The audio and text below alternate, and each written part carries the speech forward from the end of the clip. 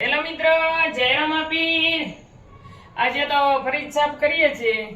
ફરીજ એટલે આપણે પેલા કોઠો હતો ને, કોઠામાં બધી વસ્તુ રાખતો. અત્યારે હવે ફરીજ આવી ગયા. પેલો કોઠો હતો, કોઠામાં તો બધી વસ્તુ છે ને આપણે મૂકતા તો ફરીજના જેવી જ રહેતી, પણ એ આપણા શરીરને નુકસાન નથી કરતી અને નુકસાન બહુ કરે છે. પણ આના વગર ચાલતુંય નથી.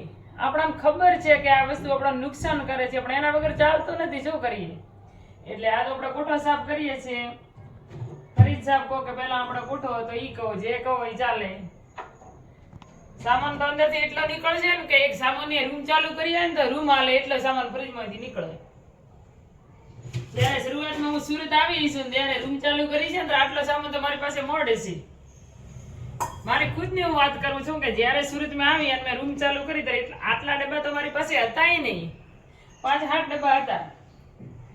અને અત્યારે હવે એક ફરીજ આટલો હાચવીને બેઠો છે. એટલે સમય સમય ઉપર બધું બનતું જાય, ટેન્શન લેવાનું નહીં. ક્યારેક સમય નબળો હોય ને ક્યારેક સારો હોય, એટલે સમય પ્રમાણે હાલવાનું. અત્યારે જો ઘર ચાલુ ઓલું સાફ કરવાનું ચાલુ છે. સાફ સફાઈ અત્યારે ફૂલ ચાલે રહી છે ઘરની. 2-3 દિવસ અઠવાડિયું થશે હજી સાફ કરતા. કે અને પાછું ગોમડેથી આવો એટલે તો હતું ઈ નહીં, પેલું અહીં સાફ કરો, અહીં સાફ કરીને પછી ગોમડે થશો એટલે ગોમડે થઈને પાછું સાફ કરશું. મારું તો કોમ જ ઈ છે કે ઘર સાફ કરું. મને તો એવું લાગે છે કે મારી જિંદગી ઘર સાફ કરવામાં જતી રહી છે. પછી કોઈ પૂછે કે તમે જીવનમાં શું કર્યું? અમે જીવનમાં કોઈ નહીં, કચરા પોતા કર્યો. અમે જીવનમાં કોઈ નહીં.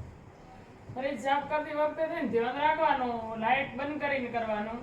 લાઇટ શું, હું તો પીન જ કાઢી નાખું. આનો કોઈ નક્કી ન હોય. આ ફરીજ આવી વસ્તુ, આ વોશિંગ મશીન છે, ફરીજ આનો કોઈ વિશ્વાસ લેવરાય નહીં. પેલું અને પિન કાઢું ને તો મેઇન સ્વિચ બંધ કરીને પછી કાઢું. કેમ કે આવી વસ્તુ ઉપર ધ્યાન રાખવું પાકું. કેમ કે અહીં ગમે ત્યારે અર્થિંગ આવી શકે, કાંઈ ને કાંઈ પ્રોબ્લેમ થયો હોય તોય થઈ શકે. અત્યારે કેટલું મેલું છે, હમણાં સાફ કરો ને ત્યારે જોજો તમે કેવું ચોખ્ખું થઈ જાય છે. બહુ કાંઈ ફરીજને સાફ કરવાનું ન હોય, 2-3 મહિને જતા સાફ કરતા. પછી આપણે રેવું આપણું ધ્યાન રાખો એના ઉપર. રોજ છાશ ને દૂધ ને ઢોળ્યા રાખો અંદર, પછી સાફ કરવું જ પડે. આ બધું છે ને હમણાં બધું સાફ થઈ જશે, પણ ઈ લેવો આપણું કોમ હોય ને એની ઉપર આનું લાગુ પડે. તો આપણે ડેલી ધોળાફોડા અંદર થતા હોય તો બધે સાફ કરતા બહુ ટાઈમ લાગે. ફરીજ મેં ને ફરીજ બહુ ચોખ્ખું રહે, વસ્તુ બહુ અંદર ચોખ્ખી મૂકવાની મજા આવે, ચોખ્ખી રહે. કેમ કે એની સાફ સફાઈ એટલી હોય. આપણા શરીરને કોઈ ચોખ્ખી સાફ સફાઈ રહેતી નથી ફરીજની વસ્તુ ખાવાથી.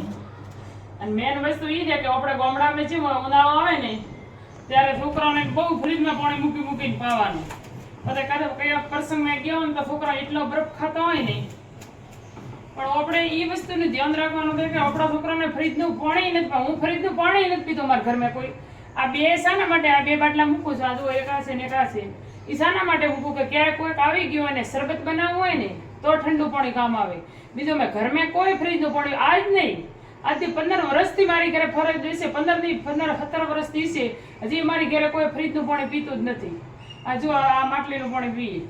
એટલે હંમેશા ધ્યાન રાખવાનું કે ફ્રીજનું પાણી એટલું નુકસાન કરે છે, પણ અમુકને તો છોકરાઓ બરફ ખાતા હોય ને પછી ઠંડા પાણીને આખો દિવસ બાટલા મૂકતા હોય ને પીતા હોય. ગામડે હું આવું ને ત્યારે જોઉં છું કે અમારા છોકરાને ઠંડુ પાણી પીવાનો શોખ છે, પણ એમને એ વાત સમજમાં નથી આવતી કે ઠંડા પાણીથી પ્રોબ્લેમ જેટલી થાય છે શરીરમાં.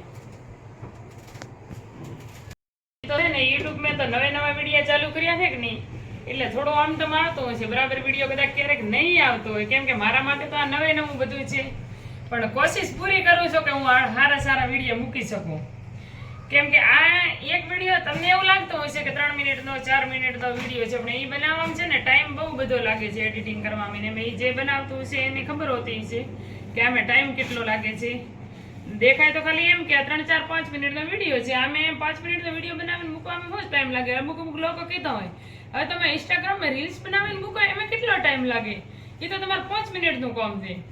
હવે 5 મિનિટમાં મુકાતી હતી રીલ્સ તો હું અત્યારે વહેલી કરોડપતિ બની ગઈ હોત રીલ્સ બનાવીને. એમાં મહેનત તો થાય જ છે, પણ એ તો હવે જેનો વિચાર. બસ આજનો વિડીયો હું અહીં જ પૂરો કરું છું.